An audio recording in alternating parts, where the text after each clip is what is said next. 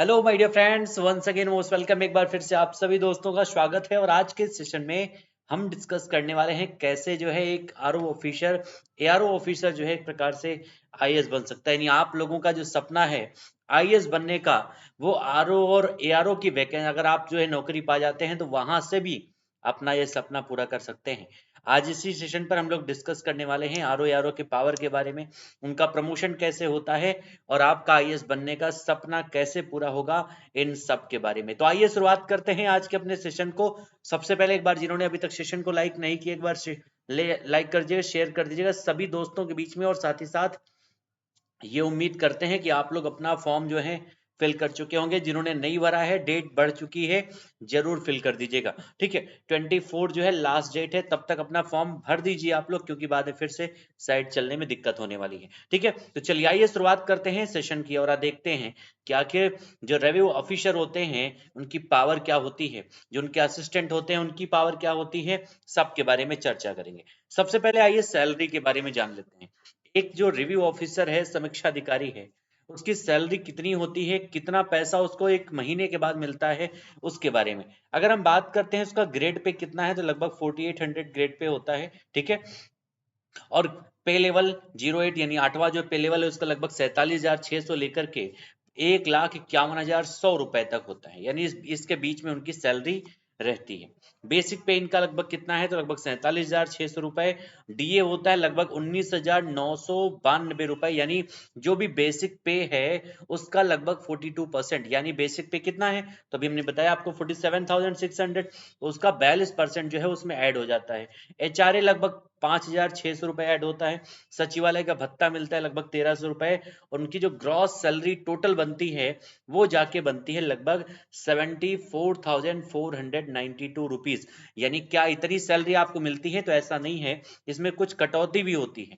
कटौती क्या होता है, तो आपकी जो कटौती होती है वो बेसिक पे का जो डीए है उसका 10% जो है इसमें माइनस होता है। ठीक है, साथ ही साथ इंश्योरेंस 210 रुपए का होता है, वो भी इसमें कटता है। और इस प्रकार से आपके हाथ में जो पूरे एक महीने के बाद जो सैलरी आती है वो लगभग 67,522 रुपीज, यानी लगभग 68,000 रुपए आपके हाथ में एक महीने के बाद सैलरी मिलती है रिव्यू ऑफिसर की। और इसी वजह से ये जॉब है दमदार, याद रखिएगा।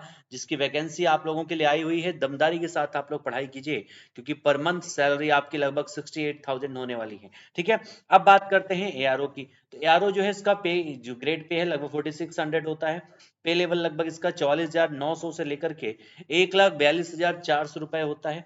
बेसिक पे 44,900 रुपए है, जबकि इनका डीए बनता है कितना, तो वही बेसिक पे का 42% कितना हो जाएगा, लगभग 18,858 रुपए। ठीक है, इनका एचआरए लगभग कितना है, तो आपका लगभग 5200 रुपए है। सचिवालय भत्ता 1,300 रुपए। ग्रॉस सैलरी टोटल कितना बनता है, लगभग जा करके तो 70,258 रुपए।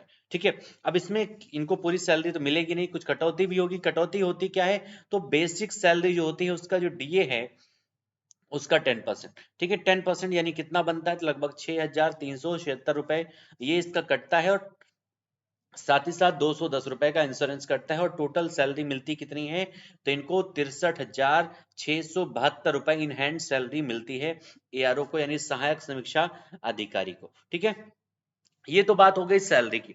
यानी इस प्रकार से इनके सैलरीज मिलती हैं। कई सारी अन्य फैसिलिटीज भी होती हैं, जैसे अगर हम बात करें, अगर आप आरओ यारो अधिकारी बन जाते हैं तो आपको और 5 दिनों का वर्किंग आवर आपका होगा, यानी 5 दिनों तक ड्यूटी होगी, 2 दिन छुट्टी होगी, जिसमें आपका सैटरडे संडे जो भी आपका जहां पर भी एक से जो कैपिटल होगा वहां पर इस प्रकार से पोस्टिंग होगी। ठीक है, पावरफुल पोस्ट है, कहीं आपके पास पावर होती है काम करने की, होम फैसिलिटीज मिलती है।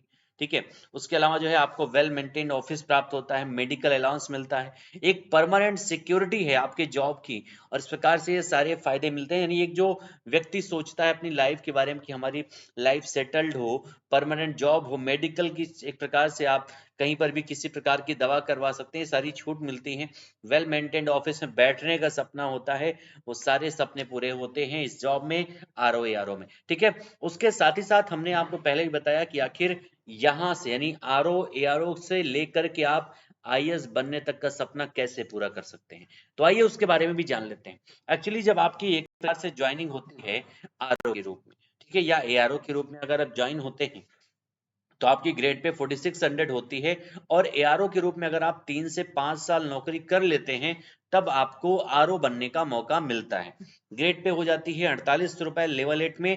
और यहाँ पर आप काम करते हैं लगभग 8 से 10 वर्षों तक। 8 से 10 वर्षों तक आप यहाँ पर एक्सपीरियंस लेते हैं, अच्छा काम करते हैं, फिर आपका प्रमोशन होता है सेक्शन ऑफिसर के रूप में 5400 के ग्रेड पे पर लेवल 10 में 3 से 5 वर्षों तक जहां पर आप नौकरी करते हैं। इसके बाद जो है फिर आप अंडर सेक्रेटरी बन जाते हैं 6600 ग्रेड पे पर लेवल 11 हो जाता है और 2 से 3 वर्षों तक यहाँ पर आप जॉब करेंगे। फिर deputy secretary 7600 grade pay level 12 2 से 4 वर्षों तक आपको केवल यहाँ पर एक प्रकार से अपना काम करना है बेहतरीन तरीके से। फिर आप बन जाते हैं ज्वाइंट सेक्रेटरी 8700 ग्रेड पे हो जाएगा, लेवल हो जाएगा 13। यहाँ पर भी आपको 2 से 5 वर्षों तक काम करना होगा। एट लास्ट आप बन जाते हैं स्पेशल सेक्रेटरी, यानी एक आईएएस लेवल का अधिकारी आप बन जाएंगे। यानी जिस प्रकार से आपके सेंट्रल के आईएएस ऑफिसर्स होते हैं उसी प्रकार से राज्यों में स्टेट लेवल आईएएस ऑफिसर आप बन जाएंगे। स्पेशल सेक्रेटरी जिसको कहते हैं 8900 ग्रेड पे होगा और लेवल 13 होगा। यानी लगभग आप यहाँ पर देख सकते हैं कि लगभग 15 वर्षों के, आप 20 वर्षों की नौकरी के बाद जो है आप यहाँ तक पहुंच सकते हैं। 15 से 20 वर्षों तक अगर आपने जॉब को बेहतरीन तरीके से किया है तो एक आईएएस ऑफिसर बनने का जो आपका सपना है वो भी पूरा हो सकता है।